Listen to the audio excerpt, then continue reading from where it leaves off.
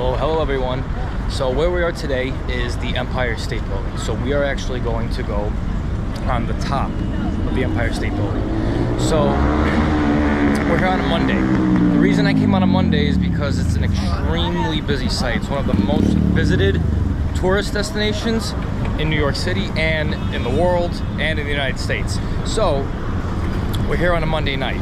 There's many ways to see the Empire State Building. I mean, you can come for a sunrise, sunrise viewing. You come for a sunset viewing. I decided to go at night because I think the night is the best because one, it's quieter, so you have it more to yourself.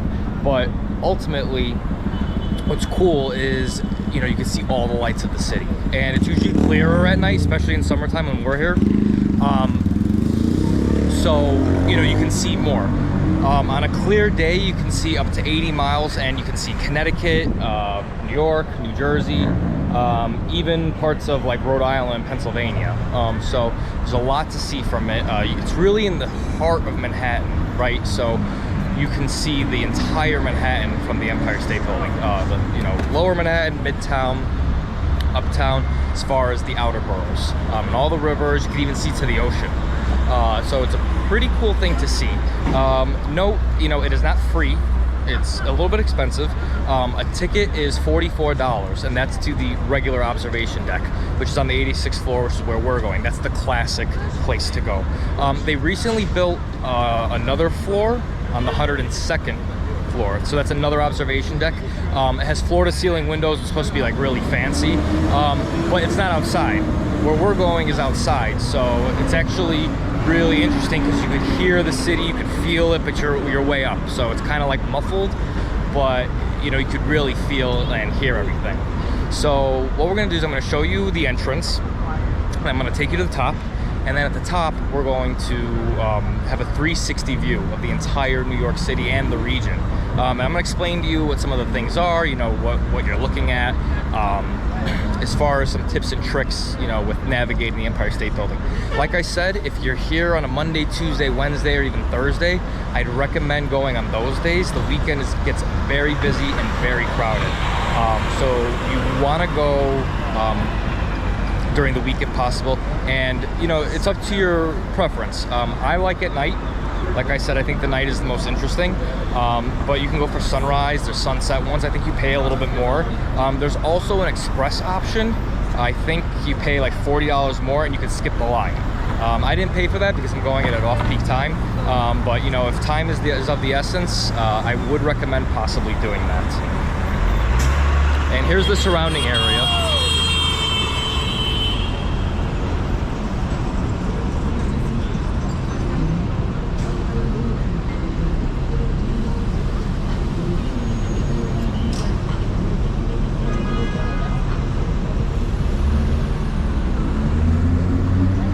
So like I mentioned before, we're at the corner of West 34th Street and 5th Avenue in Manhattan. So this is kind of the center of Manhattan. Many trains go here. The closest train station is 34th Street Herald Station. It's about Herald Square. It's about a block away. There's other ones that are close by, but a lot of trains go to that station. So I'd recommend doing that. You can also take a cab here. The train's usually the best way to go. It's the quickest, easiest. There's no traffic. It's the cheapest. Also too, if you come late enough and you're driving, actually in this area of Midtown, after 7 p.m. there actually is a good amount of street parking on these side streets. Don't come before 7 p.m. because if you come before 7 p.m. there's pretty much nowhere to park. But if you come after 7 p.m. You usually can find a spot on the street because it's usually truck loading or for businesses during the daytime. But once the rush dies down, they actually allow street parking. So I'd recommend doing that if if you're coming from nearby and you want to park. It's actually not that bad. So we're crossing down here now.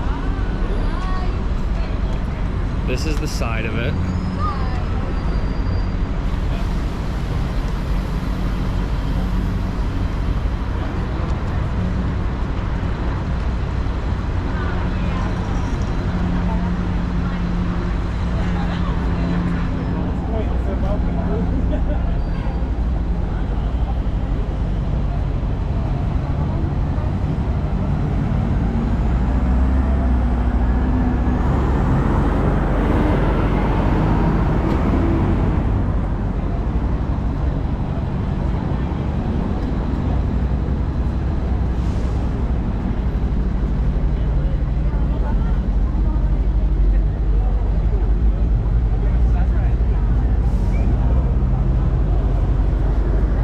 up there is the line. You now have to purchase the timed entry. We have for 9 o'clock p.m. You used to be able to just walk up to it and get it. I don't know if it's a crowd control thing or a post-COVID thing, but make sure you go online and get your ticket ahead of time, because if you just show up, I don't think you'll be able to do it. I mean, maybe, but definitely get it online. I'm not going to bore you guys in the line. Once we get in, we're going to start again. I'm going to share with you some facts about the building, and then we're going to go to the top. Okay, so I spared you guys the line and the security and all that, but basically what you just missed is I stood in the line, waited for my time to be called. It was maybe 20 minutes outside. They call you in. You go through security, kind of like airport style security, but it's pretty fast, it's pretty easy. And then they scan your ticket, and then you enter into this section. So it's kind of like a museum. So it shows you some history about the Empire State Building, some of the drawings. You learn all about that. You can see pieces of the survey, they have pieces of the building, things like that. And then each one of these things tells a bit of a story. So a little history on the Empire State Building. The Empire State Building was completed in 1931. It took 20 months to build, so it was pretty much a record for that time. They built about 4 stories per week, which is kind of unsurmountable at that time. You see a lot of photos of you see a lot of photos of the men building it, and they had like no safety equipment. They're sitting on the edges, sitting on the beams, smoking a cigarette, having a sandwich. That's all this. That was all real. So what's interesting about the Empire State Building is the idea of it, and the architects and the engineers constructed it during the opulent 1920s, right? So the 1920s was a major boom in the United States and all over the world. With prohibition, with the stock market booming, all of those things, right? So New York City and all other cities in the United States were starting to really grow. And the idea of building tall structures, not only was it functional because the cities were running out of space, so instead of building out, they had to build up. The first skyscrapers were built in Chicago and New York about the 1880s with the advent of the elevator. Once people didn't have to walk up 5-6 flights of stairs, you could really build much higher, right? And then you could increase your density, right? So you can increase the amount of offices, the amount of people per square foot. But it kind of became competition, right? It kind of became something where cities competed. Chicago and New York were the 2 big ones at the beginning. Now there's skyscrapers all over the world, especially in Asia, but this is really where they started. So there was a competition between the Empire State Building and the Chrysler Building, which is actually just a couple blocks away on 42nd, a little bit more east. And the Chrysler Building was the tallest building in the world for I think it was a couple months, and then the Empire State Building beat it. The Empire State Building is an amazing place to see the whole city, like I mentioned before, as well as the iconic history of it. People get engaged here all the time. It's been in so many movies. I mean, name it. It's on there. King Kong is the most notable one. But there's a lot of interesting facts about it. And then once it kind of was built, the stock market crashed shortly before it was built, right? So they had these big plans to build this grand, amazing, tallest building in the world, right? The stock market crashed, and it actually employed many people during that very difficult time in United States history. Actually for most of the 30s, the Empire State Building, half of the floors remained unoccupied because the economy just wasn't booming. It was a very hard time.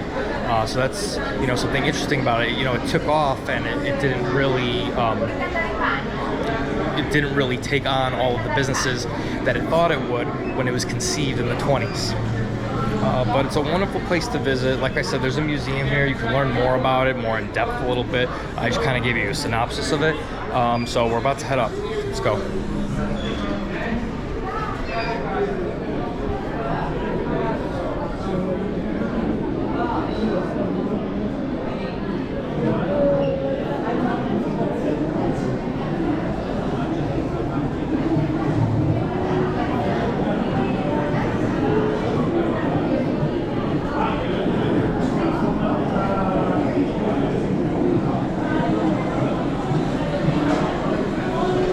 I spoke about in the 30s, they're kind of recreating how it was built with them just hanging out on the beams, you know, no cares to be had. Actually, 5 men lost their lives in the creation of the Empire State Building. So, you know, God rest their souls when you're viewing it. You know, the museum continues.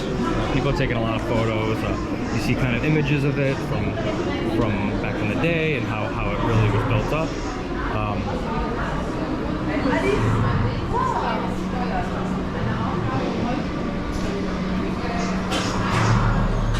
Yeah, I'd really encourage you to, on your visit, to come, you know, peruse the little museum, kind of see more about the history, what it's all about. Next, what we're gonna do is we're gonna head up, and I'm gonna explain to you what everything is when we're on the 86th floor.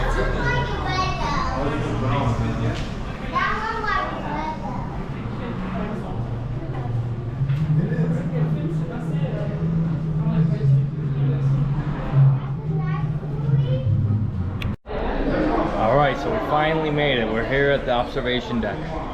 I'm out of breath because the first elevator actually takes you up to the 80th floor. There's more museum stuff. They want you to buy to the 102nd floor. You can do that if you wish there. It's kind of an upgrade. But I chose to take the stairs, the 6 flights. So I'm a little out of breath, so bear with me. But here we go. We're gonna start now. I'm gonna explain to you what everything is from each side and which way we're looking. So let's go.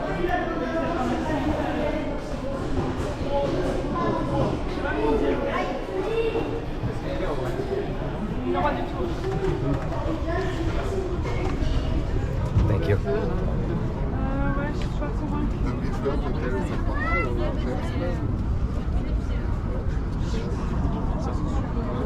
Mais tu peux pas prendre des photos avec ça? Moi aussi, hein.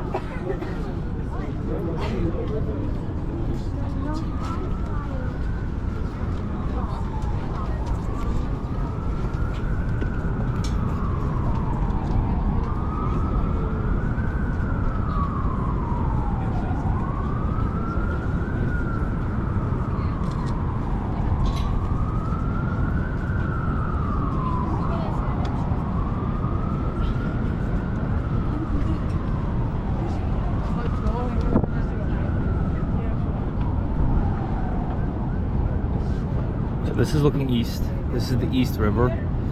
Right across the river is Queens.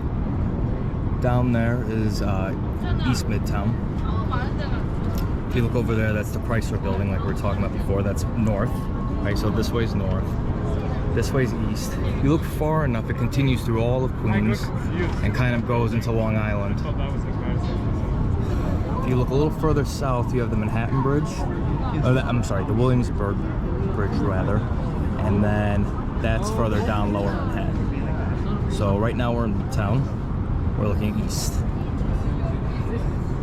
That's further up in Midtown. We're gonna get to that next. Let's keep going.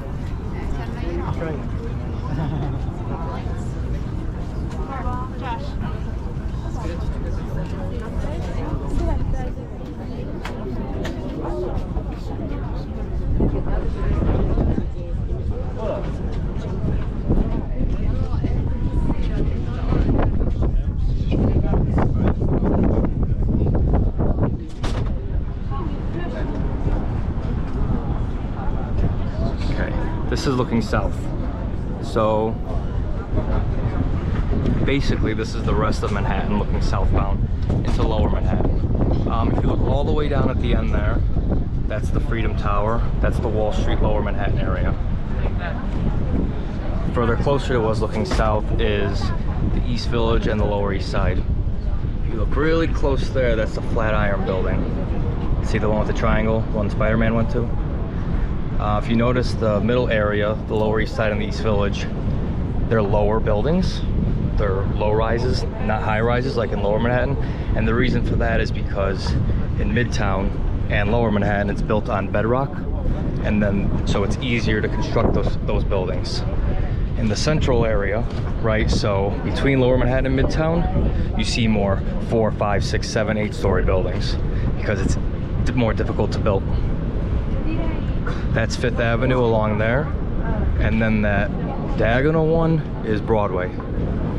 If you look further south, you have the Williamsburg Bridge. That's the Manhattan Bridge. Further down is the Brooklyn Bridge, and that one all the way at the end with the pearls is the Verrazano Bridge. That connects Brooklyn to Staten Island.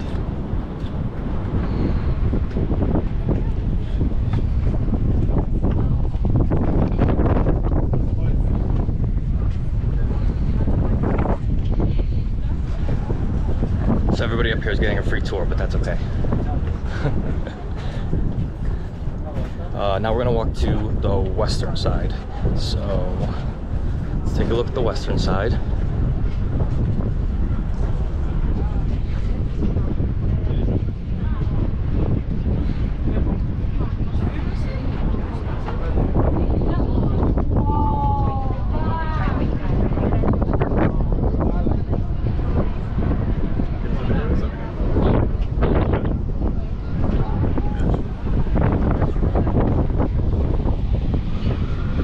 Another good view of the southern approach.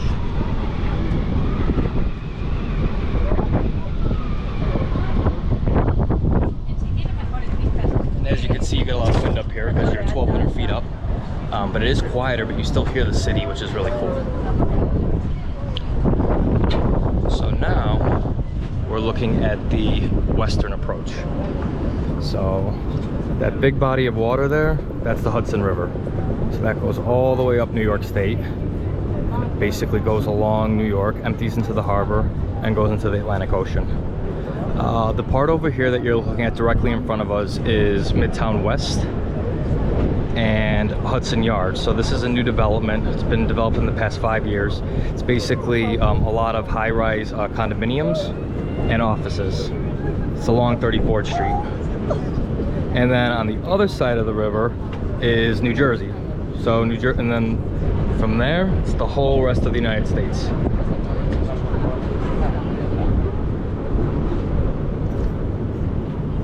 If you look down there, you see the really lit up area, that's actually Times Square. So that's on 7th Avenue. So like I said, we're on 5th, and as you go west, the avenues go up in number. So that's 7th and Broadway. That's Midtown north, well, north of us.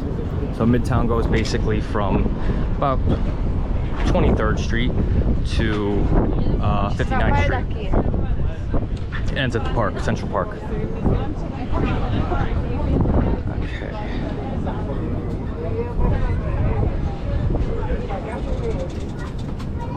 So now we're going to get a look at the north section. So basically this is Midtown North. This is where all the tallest buildings are. So you see here, you have some of the iconic buildings. Rockefeller Center's over here. There's the Chrysler Building. This is where the largest buildings are in Manhattan. If you look really close, you see that tall pencil-like building. That's that's the tallest residential structure in the world at this moment. You look down there, you can see some of the city. You can see some of the buildings. Like I said, that lit up area right over there, that's Times Square. And if you see that kind of dark square to the north, see there's buildings on each side, and then it's big dark square, that's Central Park. So Central Park is dark because it's all trees and there's no buildings in it. Okay, you look all the way over there, that's the Queensboro Bridge. Right over there. And that goes into Queens and Long Island City in Queens. That's looking east again. Further down there's more bridges. That's the Whitestone and the Throgs Neck Bridge and the RFK Triborough Bridge. The furthest one's the Throgs Neck. Then you got the Whitestone that connects Queens to Bronx. And then over there is the Triborough Bridge or RFK Bridge, which connects Manhattan, the Bronx, and Queens.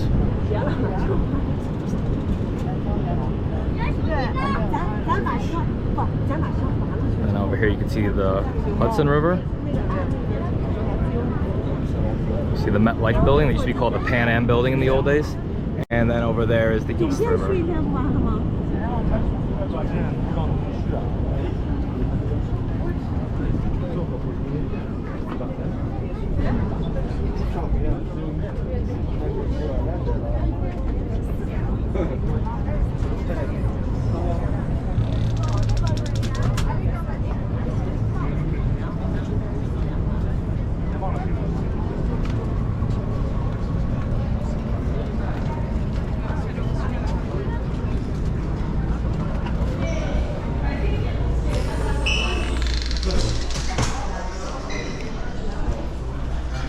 Okay everyone, that pretty much concludes the tour. I hope you enjoyed it. I hope you got to see a little bit of the Manhattan geography.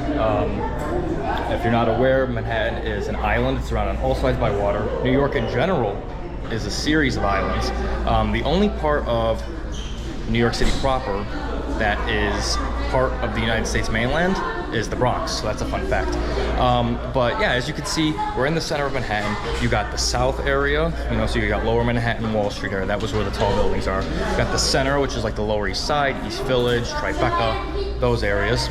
Then to the north, you have further down Midtown. That's where all the tall buildings were. Central Park. Then you have the Uptown, which is the Upper East and Upper West sides. So it concludes the tour. I hope you enjoyed it. If you don't subscribe yet, make sure you subscribe if you like this content. I go to places all over the world. I try to go to the coolest, most interesting places that you'd want to visit in the world. And I try to give you, a little bit of information as well as show you the real life pulse of it. You know, I show you how it is, where the people are. It's not just kind of stock images, it's showing you what the real heartbeat of the place is. So if you like this content, make sure you subscribe, share, like this. Also, feel free to leave a comment. I try to answer almost all the comments that are left. Also, we're building a community. If you've been here, leave your information for people who want to come, and we can learn from each other. And I wish you guys all the best. Peace out.